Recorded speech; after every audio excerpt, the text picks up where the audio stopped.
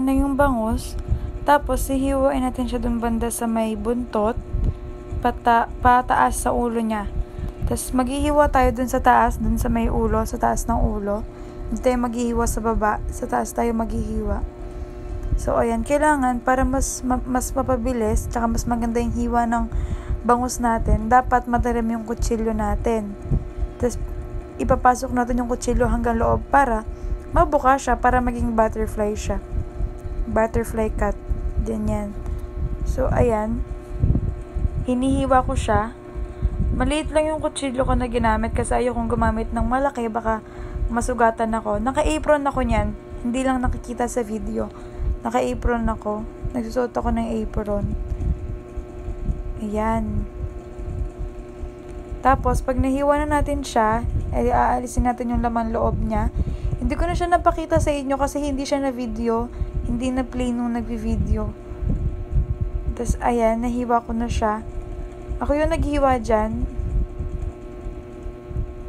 Tapos, ayan, inaalis ko lang. Hinahanap ko po yung mga dapat alisin.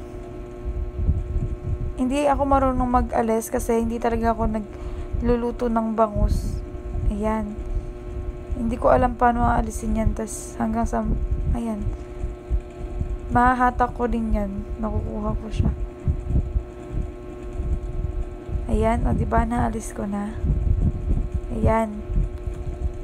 Tapos, ayan, may naalis-alis lang ako na hindi naman dapat nandyan.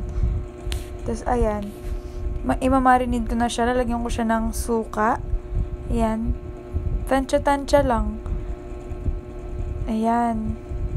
Tinatansya ko lang yung suka dyan eh.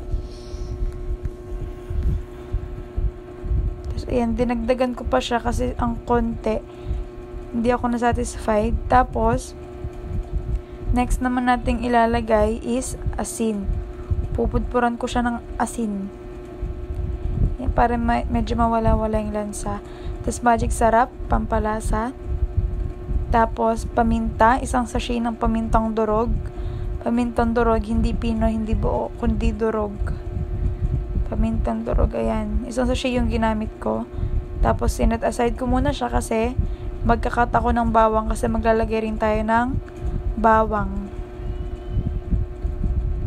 Dinikdik ko yung bawang para mas malasa siya pag nilagay natin siya dun sa, sabi nila wag daw babalatan, pero maalis rin yung balat, kaya inalis ko rin yung balat niyan after niyan.